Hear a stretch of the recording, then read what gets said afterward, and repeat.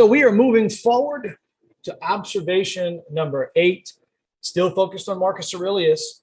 And as we bring up this particular lesson, it brings up an entire realm of improvement that we can make once we actually recognize and internalize this particular observation. So I'm going to share my screen for my video peeps. And then we're looking at massive self-improvement today. Know that pessimism and negativity can easily overtake you. It is common to have strong emotional reactions to disasters. However, behaving in this way only keeps you from addressing the challenges that arise and fills you with powerful negative thoughts. So I'm going to stop this share real quick. I mean, when you think about what he is mentioning here, I don't know if Marcus Aurelius knows that he's talking about negative bias or not. Negative bias, you've probably heard me talk about cognitive bias before. Cognitive bias, as a recap, is the brain's ability to misremember what it learned, to actually put bias on memories, on information, that information deteriorates over time, that facts can be learned incorrectly, right? That we can store this information, quite possibly because of some pathological issue that we have inside of our brain. We believe certain things about certain people. We could have learned the information correctly, all right? We could have actually learned it correctly, and it'd be the wrong information. And that information now has a bias over everything in our lives. There's a very famous man named Charlie Unger. He wrote Poor Charlie's Almanac. I recommend you read it. And he built this mathematical model for Warren Buffett as his business partner to eliminate cognitive bias from their business deals, to take out the emotions and things that could be mislearned and misapplied. All right, so just to kind of recap on what cognitive bias was, we're now going to introduce negative bias. Same vein, different order, okay? Because now what negative bias actually says is we pay attention to negative events more than we pay attention to positive events. We learn better from negative events than positive events. And we tend to make decisions going forward on what happened negatively in the past than positively. So like literally one drop of negativity can consume all positivity. So now think in your interactions with employees and interactions that you have with clients where there may be an unintended negative consequence. This makes me think of patterns of behaviors, cue, activity, reward. Ultimately, what we're trying to do in the lab business and what we're trying to do in self-mastery and in human development, what we're trying to do is make processes have a reward at the end. So that way, our subconsciously, we want to do them. If every time I move through an activity, there is a negative outcome. If I feel lost, if I feel afraid, if I feel alone, if I feel stupid, if I get angry, if I get pissed off, if it reminds me of some type of situation of grief, if I don't trust it, I am less likely to want to continue down that path. And in fact, even if there's an option on the table that leads me down a positive way, if it reminds me anyway of the negative way, I won't do it. This is what negative bias concerns. So here's the problem, right? There's too many processes inside of the lab business, and there's too many processes inside of our lab lives and our personal lives that evoke negativity because they're unorganized, they're not thought through. There's manipulation, there's motivation, there's bullshit that basically you're selling something that isn't true. And when people arrive at that place, you remind them of everybody else that lied to them in their life. If you're the hype man that's inside of a doctor's office and you're pitching and you're selling and you're motivating them. You're there because you can get samples. You're there because you can talk them into doing whatever is on the table. And then when you leave, they do it on their own and they find out that it is harder or different than you explained it or that they remember, they ghost your ass.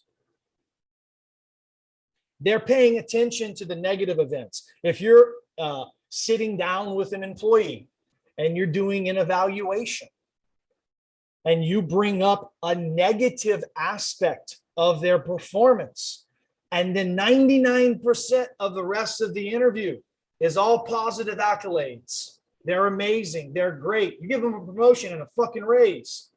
When they go home and they talk to their spouse, there's a pretty good chance they're going to talk about the negative event. It's how we're wired. And so you have to know that and recognize not only that that exists inside of yourself, but that exists inside of your clients. That exists inside of your relationships that you're developing and your children and your spouse. Everyone has this hardwired into them. And you may ask yourself, well, why? Well, it's because we learn better from those events. I take you back to the caveman days. My buddy who helps me prepare for these just gave me a story, and I thought it was brilliant. He said, think about the saber-toothed tiger, Blake. Saber-toothed tiger is going to go ahead and bite your head off. You see it, you duck, you run. From that point forward, you're on the lookout for the freaking saber-toothed tiger. Different than you picked up bad fruit and it gave you diarrhea. Yeah, that's a lesson, but you probably take a chance on the diarrhea fruit later on down the road if you're starving. And you can go a couple days without fruit, right? But this negative event with a saber-toothed tiger, well, damn it, it's in your DNA. It is such a hardcore ingrained lesson that we run from tigers today. People will watch. Some people don't like cats because their ancestry was running from freaking saber-toothed tigers. All right. So we learn more from negative outcomes. Okay, cool. So if we allow ourselves, Nietzsche says, whatever doesn't kill us or whatever doesn't destroy us makes us stronger. Cool. So if I will it, if I allow it, if I am a person who struggles with ownership, if I'm a person who struggles with blame and with shame and with guilt, if I don't shift myself out of a negative pit, then whatever destroys me destroys me. If I allow it, one of the things Marcus Aurelius says, right, we got to control our mental, our emotions, and realize that, you see, anger and grief often do much more damage than the things that caused them, right? So you need to practice this. Why? Because you have to lead in this way. This is part of the art of closing. This is part of the art of persuasion. Not allowing yourself to spiral out of control. Not allowing yourself to go into being inauthentic, which Kierkegaard says is like anguish. That is suffering. To not show up and be one's authentic self. As you move into and out of this, you're going to realize that people make decisions based on, cognitive bias says they make decisions based on, well, negativity from their past. So they have childhood trauma. They got beat up in a relationship, right? They were abused as a child. They were an alcoholic or an addict, and they don't trust people who drink anymore because they don't trust themselves, right? They signed up with a laboratory that screwed them over. They signed up with a lab owner that didn't pay them their commissions. They start seeing things that remind them of the past, and they start making decisions to pretend, protect, and to posture away from you, right? So if you realize you're presenting red flags, you got to look inside yourself and say, where am I acting exactly like these people's negativity from the past? How can I improve myself so that way I'm not a fucking walking red flag? What do I have to learn so that way I don't get the same reaction? What do I have to learn so that way my clients actually send samples after I leave the office? What am I doing wrong that I can't blame on the laboratory, right? That's what he's saying whenever he says, know that pessimism and negativity can easily overtake you. Your clients don't believe you. And they don't believe you because buyers are liars, right? Because they're lying to you and you're too dirty to have a clean mirror to where they can see themselves in that. You're two pigs rolling around in the mud, and pigs don't know pigs stink. That's the point here, is when you show up and in truth and you show up in positivity and you don't allow a drop of negativity to stick on your mirror. That allows the client to be able to see themselves, and they will modify their behavior. They will start to change. But you got to show up in full integrity, and you got to show up in full positivity. I'm going to give you a toolkit Mark Divine taught us all in Unbeatable Mind, right? He says the four points of big four of mental toughness, right? Number one, connect inside of your breath. So if you feel that you're getting negative and you're spiraling out, right? You want to connect inside of your breath. After you connect inside of your breath, you want to maintain positivity, right? So I'm connecting in the breath and I'm eliminating any negativity. I am maintaining positivity. I'm shifting from negative to positive, and then I am visualizing that outcome that I'm predicting, the thing that I want.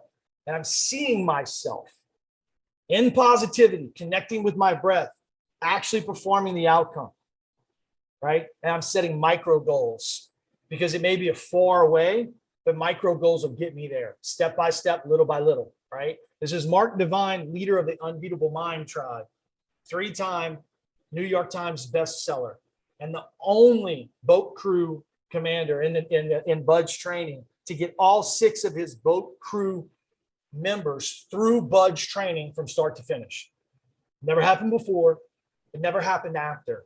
And he did it because he didn't allow one drop of negativity to get in between him and his outcome of getting all 6 of his team members across the finish line. Where in your life can you drain the negativity, focus on the positivity, set micro goals, and hit your targets? Think about your body. Think about your being. Think about your balance. Think about your business.